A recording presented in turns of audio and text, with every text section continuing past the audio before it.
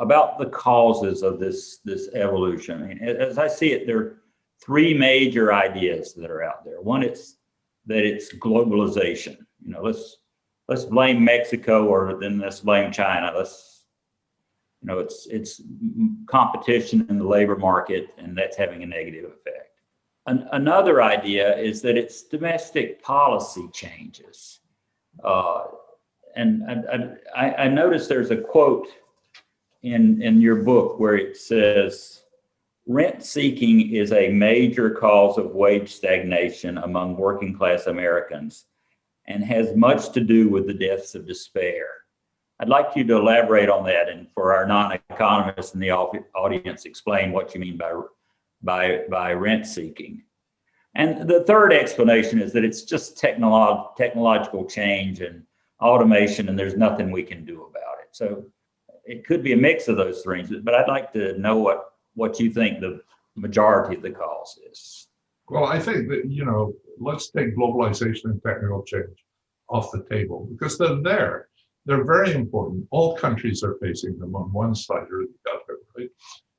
But you're not getting the deaths of despair in most of Europe. And maybe if your audience say a few words about rent seeking, and what businesses should be doing is making stuff and selling stuff and getting rich from doing that and innovating and making us all better off. That's a wonderful thing. That's what capitalism is really good at, what markets are really good at. But there's another way that people can make money, which is they can go to the government and get some special rule or regulation passed, which makes them rich at the expense of everybody else. And that's rent seeking, right? And that is unproductive. It's capitalism that's worse.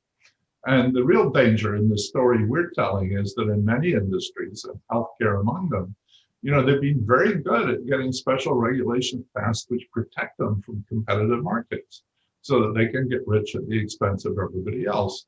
And the story we tell, which some people agree with and some people don't, is that in addition to the automation and globalization that's threatening the jobs of many working class people in America, we've got this rent seeking by the healthcare sector largely, which is twice as large as anywhere else in the world.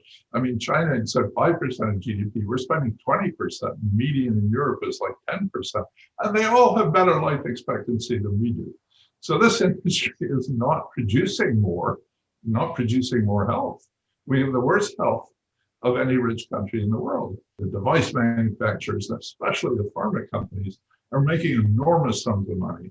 And the trouble is that money can be used for further rent seeking. An administration right now that's trying very hard to undo some of these things. Janet Yellen is a good friend of ours. She studied our book. They all know about this, but it looks like they can't take on the healthcare. And the hard part about the healthcare industry is that we don't think that this is a sector where you want the free market to work. Arrow, who actually proved Adam Smith's theorems about how a market can work and work well. When Ken Arrow stared at the healthcare sector, he said, the assumptions that are needed for this to be a market is not going to work well. So this is an industry that we don't want to pretend can work well as a free market. This is an industry in which there's going to have to be the government to help organize what happens within that industry. We think that the healthcare industry you have to set aside differently from, for example, hairdressers, where in the state that I live in, you need a license in order to cut someone else's hair, right? So that's going to protect the people who were able to get a license. And it's not just people who cut hair, it's people who do a lot of other things are protected in a way that keeps some people out. But the healthcare sector is a little bit different. Yeah, I think we understand the benefits of markets, and we're not anti-market. China really began to get rich when they deregulated markets or deregulated agricultural markets. We're all in favor of that. But you need a muscular government to regulate the abuses that will happen if you don't. Yeah, I think you just said something very profound there, Exactly. If US spend 20% on healthcare, but also China spend 5-6%, or as you said, have a really government to play a more active role in terms of those public goods areas. So, in your book, actually, there's a different form of capitalism. There's casino capitalism, rental capitalism, corning capitalism, ring capitalism, democratic capitalism, state capitalism. What is the ideal form of capitalism? One is trying to do that. We have a market economy of 60 private sectors. We have another 10-15% multinationals, and then there's a 20% of SOE. So what is the best form of capitalism, and how that can be, work well with the government and then serve the people well at the same time? Yeah, I wanted to follow up with a couple of specific questions that China's actually dealing with right now. When I was in graduate school, I went to graduate school in the late 70s, and the deregulation movement was in its heyday then. And people in antitrust policy were arguing that you really don't need an active antitrust policy because the market will take care of that. And people argue that we can just deregulate the financial system, and they can assess their own risk, and that's no problem. And China's sort of assessing where to go with both those issues now. I wonder if you could talk about those issues and whether you think they were a major cause of what's happened in the U.S. economy over the last 40 years. I think they were right then, but wrong now, if you know what I mean. So it wasn't like that whole thing was crazy, because regulations also generate a lot of rent seeking. I knew George Stigler when I was young, and George Stigler was a great proponent of that, which is the regulators get captured by the regulators, by the people they're supposed to regulate, and then they both join together to exploit the people. So that deregulation, and it generated a lot of growth in its time. But the situation we're in now, where I think there's widespread agreement, and again, this is one of these areas of ferment in economics, but I think everybody thinks something has to be done with the big tech companies. Yeah. And that, how you regulate those to retain the incredible benefits they've brought to us. And I think China's struggling with that in exactly the same way. Those companies are very, very big, they're very powerful, and they're bringing huge benefits to us, but we're scared of them, and we're scared of what they might do in the future. They're more competitive in China.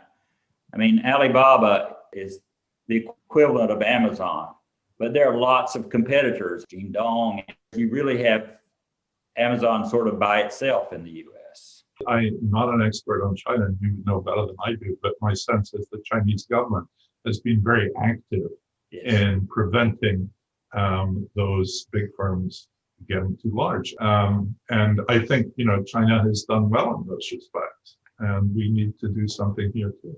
But with the financial markets and whether or not they can assess their own risk, and whether or not we can just let that roll forward without anyone, I think we've seen what that led to in the US, which is people lean out into the wind, and if they fall over, the US has come in to shore them up, because we can't let them fail. So I think it's kind of naive to think that this is an industry that can just manage that on their own. I don't know. Yeah. I guess might disagree. No, I agree with that. But again, what you talked about in the 70s wasn't entirely wrong. And we got benefits from it, but it went too far. And, these things sort of go through cycles. But, this is something that's going to change. And I think both China and the US and everywhere else are wrestling. I certainly believe the deregulation at the time.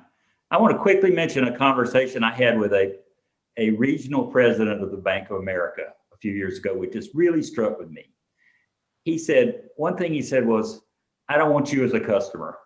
The main customer I want is somebody who bounces a few checks and pays a lot of fees every month. And then I asked him, well, what about lending to small businesses? And he said, we're really not interested in that either. unless we get fees from them. So the traditional role of the banking system, which back in the 70s was lending to small businesses and homeowners, has been completely turned on its head. And a lot of them got into hedge funds in a big way too. So, and it wasn't, a lot of the hedge funds are playing with their own money, but there were banks who got into that too. And basically we're doing it with our money. And that sort of thing, I think, was a real disaster too.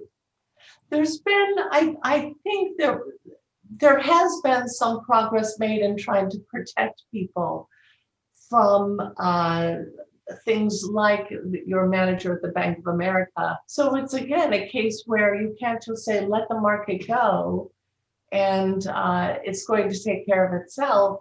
But we do need people in there to protect the small people along the way. Without that, we end up in a real dystopia. Yeah, I think that what we've been discussing is really interesting. The government was really small government, but now we see all the government. Biden administration now is massive spending on the pandemic fighting, 2.3 trillion on the infrastructure. And the government is also launching all kind of big program. We see other countries do the same, European countries too. So we have private sectors as very, very active. We have multinational, we have SOE, which does all the obligation of the, lifted poverty and maybe even subsidized from that. So I mean, the world probably is learning how we can strike a right balance. Capitalism is thriving, but on the other hand, it's not get out of hand. So it's a new challenge for all of us. But if we don't handle that well, I mean, if there will be a deglobalization, and then we need a scapegoat for that, and China is often be the scapegoat, for example. So I think how can we really strike that balance is really interesting for the economics to study, I guess. Yeah, it certainly is. These issues, I mean, one of the things that's happened in the US is that the countervailing power of democracy has much weakened because the rent seekers, to a large extent, have taken over the government. It's not entirely true, but I mean, there used to be, if you go back to 1970, there was very little lobbying by firms in Washington, and that's exploded over the last 50 years. And I don't think it's coincidental that that's the period over which the profit share has gone up and the worker share has gone down. Now you have a much more muscular government that tends to be independent or more independent of industrial interests or of banking interests or, whatever. I don't know. Big tech is counted as industrial anymore. But, and that separation is very important. And democracy is supposed to be able to do that. It's not been doing it very well in the United States. And that's not just in the United States. A lot of people in Europe, with the development of populist movements and so on, who feel that they're not well represented by parliaments, which are dominated by people who have done well out of globalization, who are better educated than they are, and who have very little respect for their traditions or ways of life. Mm-hmm. To the well-being of the community, for example, in terms of fighting pandemic, even maybe sacrifice a little bit of individual freedom on that. So people follow the lockdown and then they get a free, more vibrant economy now.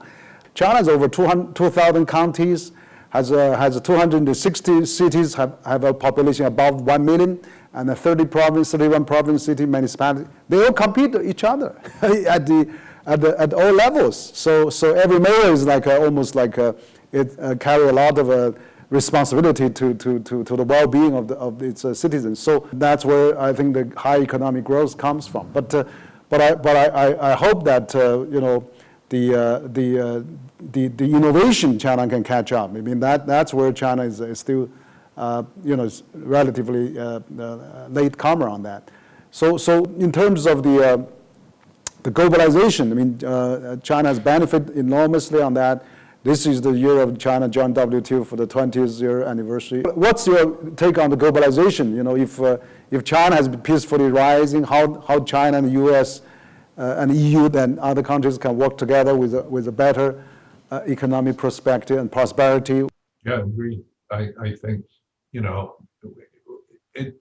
we're in a really worrying situation in where, you know, there's a real danger of throwing out the baby with the bathwater sort of idea. And, you know, you swing away from complete deregulation to something where you have this total regulation. You know, there's a lot of people in America who don't believe in capitalism in any form anymore.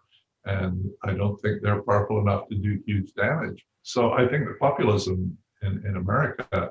When you first study economics, what you're taught is that, you know, there are these gains from trade, and so that's a good thing. And indeed, what we've seen is the pie get bigger and bigger and bigger. But as the pie gets bigger and bigger and bigger, the question becomes, how does it get distributed, right? Who wins or who benefits from globalization? A few people get very wealthy from this increase in the size of the pie that globalization brought. But a lot of people, their lives were damaged, you know, their communities were destroyed, their families saw no prospects for the future, and no one took care of that. So I think that if you need to make sure that things continue to work for the polity as a whole, and if you don't pay attention to that, if you don't tend to that garden, then bad things can happen, as we've seen happen in the US now. So what I would say is that we had a very interesting discussion, and I think that U.S., China are really two largest economies. Well, a lot of things to learn from each other, and of course the books that you have, the theory that you propose, very interesting. You know, related education, you know, healthcare, and you know, also the capitalism, what format that can really do well. Inequality, you know, that's really so important. China has to be aware of that too, even though China has lifted 800 million people out of extreme poverty. The latest population census, population is aging, and what to be prevented. So you have offer a lot of valuable lessons and advice for us. For this discussion, what can, you know, the two countries that we can work together and maybe have a better future together. I think you're exactly right. I think we need to look at the parts which are good and not throw those away. We need to work to build on the successes. But I think a lot of the problems with globalization going as far as it has is a domestic problem about how we take the benefits of globalization and distribute them locally within our own countries. And if we focused on that, I think we could make quite a lot of progress. Yeah, I think that's the big message in the last 5 or 10 years, which is that countries need to put their own domestic house in order and not blame outsiders for what that's happening.